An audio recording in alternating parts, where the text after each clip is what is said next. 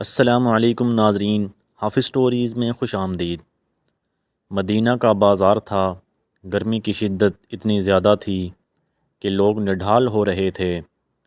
ایک تاجر اپنے ساتھ ایک غلام کو لیے پریشان کھڑا تھا۔ غلام جو ابھی بچہ ہی تھا، وہ بھی دھوپ میں کھڑا پسینہ پسینہ ہو رہا تھا۔ تاجر کا سارا مال اچھے داموں بک گیا تھا، بس یہ غلام ہی باقی تھا جسے خریدنے میں کوئی بھی دلچسپی نہیں دکھا رہا تھا۔ تاجر سوچ رہا تھا کہ اس غلام کو خرید کر شاید اس نے گھاٹے کا سودا کیا ہے۔ اس نے تو سوچا تھا کہ اچھا منافع ملے گا، لیکن یہاں تو اصل لاگت ملنا بھی دشوار ہو رہا تھا۔ اس نے سوچ لیا تھا کہ اب اگر یہ غلام پوری قیمت پر بھی بکا تو وہ اسے فوراً بیچ دے گا۔ مدینہ کی ایک لڑکی کی اس غلام پر نظر پڑی تو اس نے تاجر سے پوچھا کہ یہ غلام کتنے کا بیچو گے؟ تاجر نے کہا کہ میں نے اتنے میں لیا ہے اور اتنے کا ہی دے دوں گا۔ اس لڑکی نے بچے پر ترس کھاتے ہوئے اسے خرید لیا۔ تاجر نے بھی خدا کا شکر ادا کیا اور واپسی کی راہ لی۔ مکہ سے ابو حذیفہ مدینہ آئے تو انہیں بھی اس لڑکی کا قصہ معلوم ہوا۔ لڑکی کی رحم دلی سے متاثر ہو کر انہوں نے اس کے لیے نکاح کا پیغام بھیجا، جو قبول کر لیا گیا۔ یوں واپسی پر وہ لڑکی، جس کا نام سبیطہ بنت یعار تھا، ان کی بیوی بن کر ان کے ہمراہ تھی، اور وہ غلام بھی مالکن کے ساتھ مکہ پہنچ گیا۔ ابو حذیفہ مکہ آ کر اپنے پرانے دوست عثمان ابن عفان سے ملے تو انہیں کچھ بدلا ہوا پایا اور ان کے رویے میں سرد مہری محسوس کی۔ انہوں نے اپنے دوست سے استفسار کیا کہ عثمان، یہ سرد مہری کیوں؟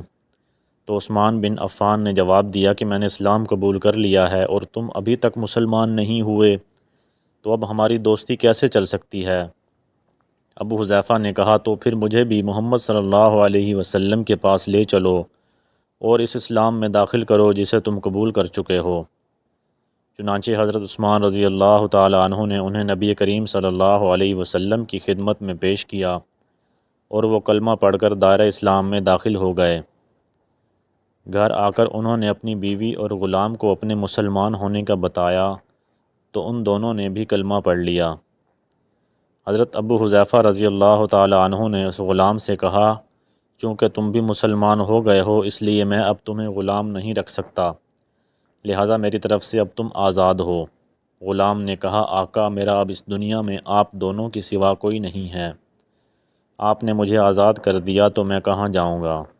حضرت ابو حذیفہ رضی اللہ تعالی عنہ نے اس غلام کو اپنا بیٹا بنا لیا اور اپنے پاس ہی رکھ لیا۔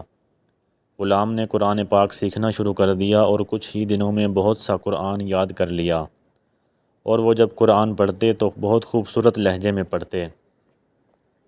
ہجرت کے وقت نبی کریم صلی اللہ علیہ وسلم سے پہلے جن صحابہ نے مدینہ کی طرف ہجرت کی، ان میں حضرت عمر رضی اللہ تعالی عنہ کے ساتھ حضرت ابو حذیفہ رضی اللہ تعالی عنہ اور ان کا یہ لے پالک بیٹا بھی تھا۔ مدینہ پہنچ کر جب نماز کے لیے امام مقرر کرنے کا وقت آیا تو اس غلام کی خوبصورت تلاوت اور سب سے زیادہ قرآن حفظ ہونے کی وجہ سے انہیں امام چن لیا گیا، اور ان کی امامت میں حضرت عمر رضی اللہ تعالی عنہ جیسے جلیل القدر صحابی بھی نماز ادا کرتے تھے۔ مدینہ کے یہودیوں نے جب انہیں امامت کرواتے دیکھا تو حیران ہو گئے کہ یہ وہی غلام ہے جسے خریدنے کے لیے کوئی تیار نہ تھا۔ آج دیکھو کتنی عزت ملی کہ مسلمانوں کا امام بنا ہوا ہے۔